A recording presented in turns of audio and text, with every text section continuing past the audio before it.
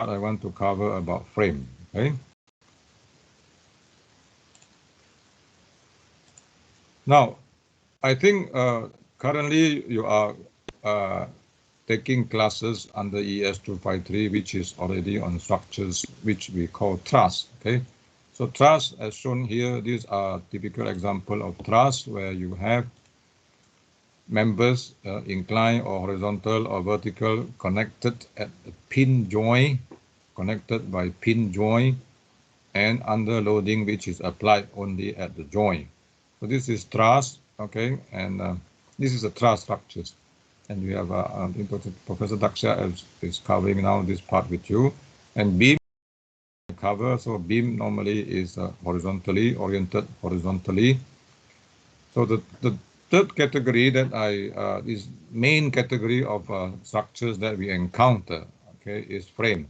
So frame, as we already covered in the first 4 weeks, frames are structures which are made up of horizontal and vertical members connected together at joints. It can be rigid joint, or that can be also pin joint.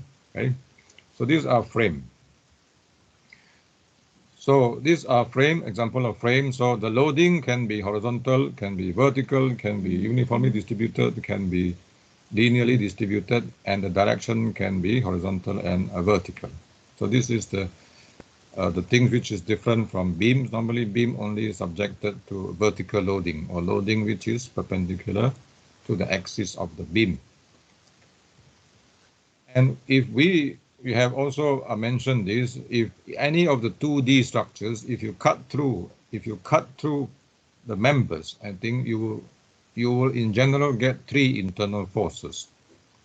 Okay, in truss, if you cut through any members, you get only axial force, because that is a special case where both ends are pinned and the loading is only acting at the joints there. So the other 2 forces, axial force and bending moment, disappear. It becomes 0. Only axial force remains. That is characteristic of pin jointed truss with the loading only acting at the joint.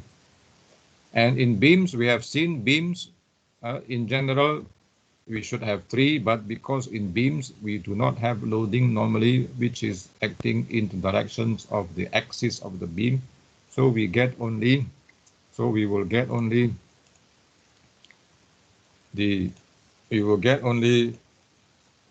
internal forces, shear force and bending moment. There are 2. But in frame, all 3 appear. So in terms of internal force, it appears, it becomes full 3 now. Everyone is in. The axial force N, the shear force V, and the bending moment M. So in that sense, the calculation is more because you need to consider axial force N here. So we can use N here as axial force, V as the shear force, or S, okay, we use interchangeably, and M as the bending moment. So these are internal forces of a frame, 3. So here, I think this is, I have shown to you earlier. So if you cut through any of the sections here, cut through any of the members here, in the 2D frame, you get 3 internal forces: axial force, shear force, bending moment. Okay.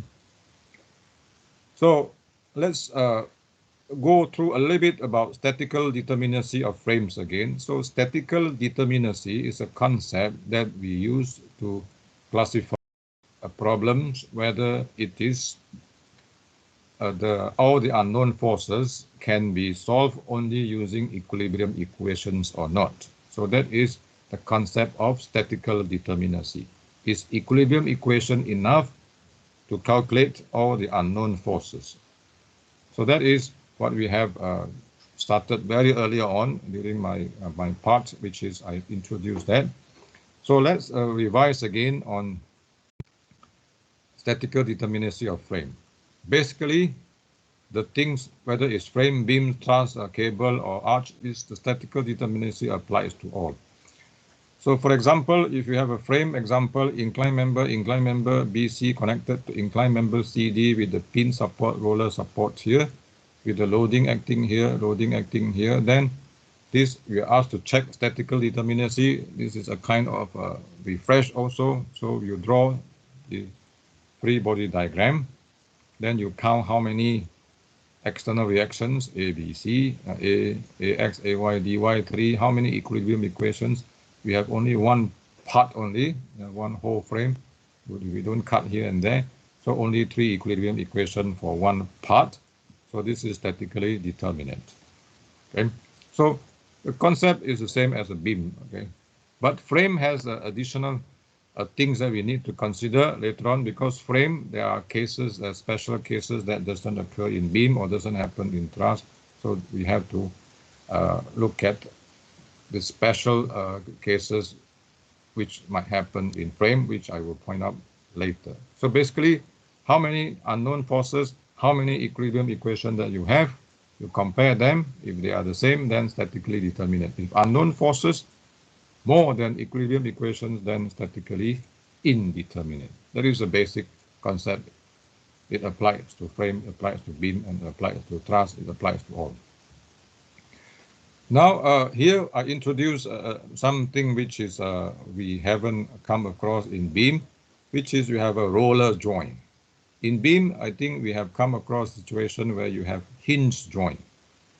And this is in this frame, in this particular member, there is an internal hinge here.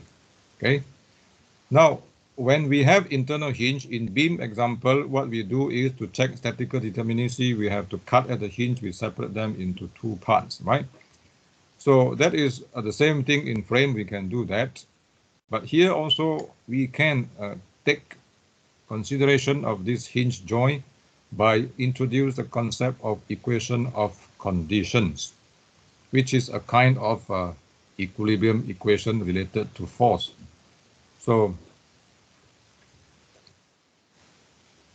instead of cutting here at this particular hinge joint here, separate them into 2 to check statical determinacy, we can take this frame as a whole by considering existence of hinge joint through the introductions of equation of conditions. The equation of conditions for joint is at hinge joint, bending moment should be 0. Bending moment should be 0. So it's a kind of equilibrium equations. So this equation of conditions can be added to the already 3 equilibrium equation which we have. So the total equilibrium equation become 3 plus 1 because of the hinge here 4. Okay, the unknown forces, equilibrium reaction forces here are 1, 2, 3, 4, 5, 6. So this is statically indeterminate frame with degree of statical indeterminacy equal to 2. We can also get the same conclusion if you cut through at the hinge here, separate this frame into 2. Here 2 internal forces. Here 3. 3 plus 3. 3 you have 6. 6 plus 2, 8. You separate this frame into 2. So each part has 3 equilibrium equations. So 8 minus 6, you still get statically indeterminate frame, and the degree of statical indeterminacy is 2. The same as approach that we have taken here by not cutting here, but by considering the existence of hinge with equation of conditions. 1. Okay. Now this is specific to beam frame. We cannot have this in a beam, but in joint, in frame, we can have a joint condition like this, where it is called a roller joint. So hinge joint, the moment is 0. Roller joint, the axial force F is 0. Axial force at this particular joint here, axial force is 0, means it's not able to transmit axial force. It is able to free to slide against each other in the axial directions. That's a kind of joint. At the same time, it can freely rotate. Okay.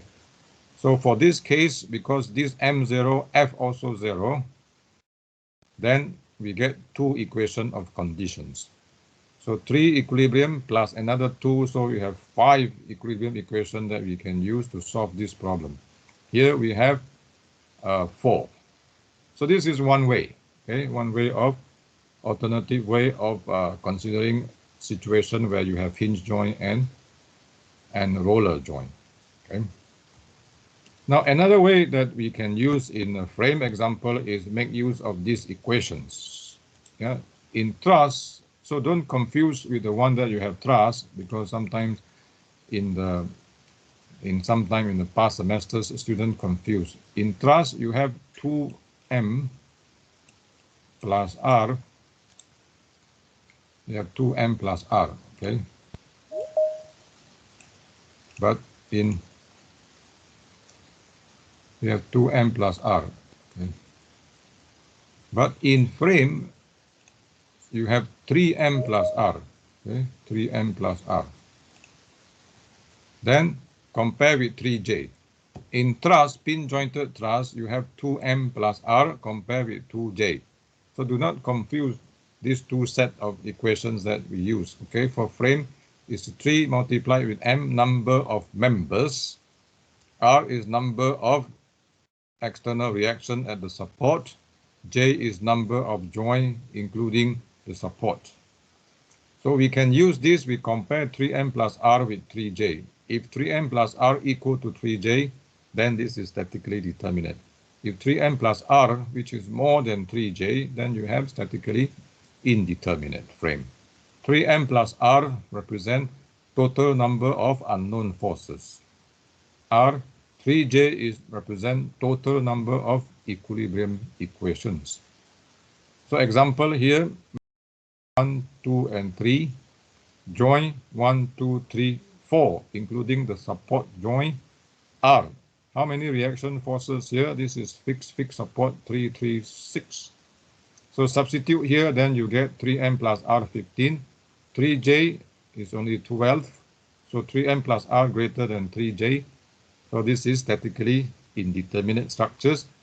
And the degree of indeterminacy is 3m plus r minus 3j. It is 3.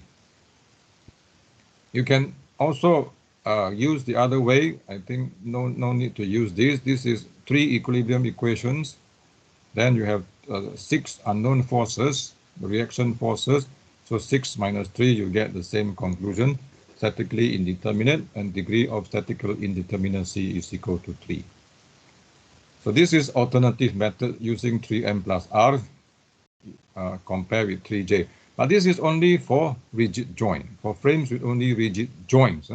Joint between members and members are rigid. Support here can be pin support, but this is only for rigid joint. Okay. Now, there's another method, another approach that we can use when we want to check statical indeterminacy of frame, okay, which is by doing cutting, by cutting. And we have to cut enough members so that when we cut the members, when we cut through the members, enough places when we cut through the members, then we consider the internal forces as a kind of loading acting, yeah, on that section where you cut. Then in order that when you cut, you make the structures after you cut, each part of the structures become statically determinate. Then the total number of internal or external restraint that you remove equals to the degree of statical indeterminacy. So let's look at what this mean. Okay, so this approach here asks you to cut this. Asks you to cut through member. So when you cut through this, you have these 3 internal forces appear, which we do not know yet. But if you consider this as a kind of loading acting here, then this part becomes statically determinate, this part becomes statically determinate. So this is one approach that we can use. And when you cut here, how many appear here? This restraint here that you cut, how many appear here? Or how many that you remove here at the support here, that is equal to the degree of statical indeterminacy. So this is the method that we are looking at, the alternative method. This method is particularly useful when we are looking at a problem like this. So this one, we can also follow this method. We remove the support restraint here, horizontal restraint, vertical restraint, and then also rotational restraint. So when we remove here, we take away the restraint, then the support here we must replace with the support. So these 3 support is being removed, the restraint being removed. When you remove these 3 restraints, these structures become statically determinate. So how many restraints that you have to remove here to make this statically determinate equal to the degree of statical indeterminacy. Okay, so but this approach here is no need to use for this particular frame like this, because we can determine the statical determinacy of this frame, fix here, rigid joint here, by using the more simple method. How many equilibrium equation? 3. How many unknown reaction forces? 6. 6 minus 3, you have 3. It's better to use that approach. This approach of cutting is especially useful when we have a multi-story frame like this. Multi-story, which does not happen in the beam. So you have a multi-story frame where you have a situation where the frame with the vertical horizontal member forming a closed box like this, closed loop like this, bounded by members. So how to get statical determinacy of these things is one of the this alternative approach that we discuss now will be useful. So we cut through here, cut through all these member here, cut through all these member also in the central bay here, and cut through here, and we cut through, then we separate them into one subframe, another subframe here, another subframe, four subframes here. And then when you cut through, remember internal forces would appear 3, 3, 3. This set and this set, they are equal in magnitude, only different in directions. So the same for all this, but 3 will appear. Okay, so these are the internal forces, okay, that will appear. Then if we cut like this, and if we consider this as a kind of loading acting here, then this frame becomes statically, this part becomes statically determinate. The same thing here, same thing this, same thing this. So we have cut through enough members where all the substructures here become statically determinate. So in order to determine statical determinacy for this frame, then we have to count how many of these which appear. 1, 2, 3, 1, 2, 3, 1, 2, 3. How many of these? 1, 2, 3, 4, 5, 6, 7, 8, 9, 10, 11, 12 cut that we have made. Each cut has 3 internal forces. So total number of internal restraint, which is corresponding to the forces that appear, internal forces that appear will be 36. How many external reactions? There are 4 support and 3, these are all rigid support, so 12 external reactions. So these are unknown. So how many unknowns, we add them up together, it becomes 48. How many number of equilibrium equations? You have 4 subframes. Each of the 4 subframes have 3 equilibrium equations, so you get 12 equilibrium equations. So these unknown forces is more than equilibrium equations, so this becomes statically indeterminate. Okay? Becomes statically indeterminate. With degree of statical indeterminacy become 36. Another example of this alternative method, there is a loop here. So this is especially useful when you encounter a frame with loop here. So when you have loop like this, you have to cut through this loop here and then separate this into 2. How many appear here? 2 times cutting, so 6. How many reaction forces? 4. So how many total unknown forces? 10. How many equilibrium equations? 2 parts here, so 6. So this is statically indeterminate with degree of statical indeterminacy equal to 4. Okay. Another example, you have a frame example like this, forming a box shape. Okay, forming a box shape. This is pin, this is roller. So if you cut through here, then you get 1, 2, 3, 4, 5, 6. Support reaction 3, unknown forces 9, equilibrium equation 1 and 2 parts 3, 3, 3, 6. So 9 is greater than 6, statically indeterminate, and degree of statical indeterminacy is equal to 3. Okay. So far the characteristic of the problem that we look at is there is a part of the frame where you have closed loop, yeah, closed loop like this, and loop, yeah, closed loop like this. So when you have situation like this, it's very useful to use method that we cut through the members. Okay. Now, this particular example also we can use the cut-through method, but it is not necessary for us to use this method. But you can just consider, because there's no loop here. There's no loop here. So we can just count roller here. Roller 1 reaction force. This is 3, this is 2. So 1 plus 3 become 4, 4 plus 2, 6. 6 plus another 2 is 8. So 8 reaction forces. So this is 3 equilibrium equation. This is statically determinate, and degree of statical indeterminacy is equal to 8 minus 3 is 5. We can also do the cutting one, but this is not necessary, but just to show that if you cut through, then you can make this part into statically determinate. Then, because this looks like a cantilever frame now, only thing this, we consider this as a kind of applied loading there. So how many we have to cut? 1, 3. How many reaction forces? 8. So 11. How many equilibrium equation that we have? 1, 3, 3. Here 6. So come to the same conclusion. Statically indeterminate frame, degree of statical indeterminacy is equal to 5. So for this particular example, there is no need to use this cut method. You can use the conventional method because there's no closed loop like this. Okay? If there is a member here like this, connecting here, or there's another member connecting here like this, then we have to do the cutting. Okay? But here, as it is, there is no need for us to cut, but if you want to do the cutting also, eventually you will get the same answer. Okay? So a cut must be passed through whenever there is a part of structures forming a closed loop. Okay, forming a closed loop, so we must cut through here, cut through here for checking the statical determinacy, break the loop, and then with that we get the internal forces appear. Then we count how many cut. So each cut we have 3, 3, 3, 3. How many unknown? How many reaction forces, and how many parts you have?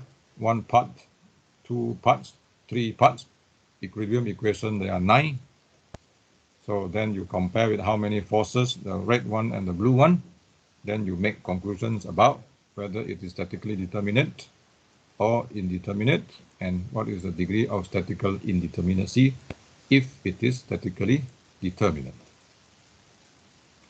So class, this is a refresh about a checking of statical determinacy, but there is one particular aspect of frame which does not happen in beam, which is it has parts of the frame structures where you have a closed loop.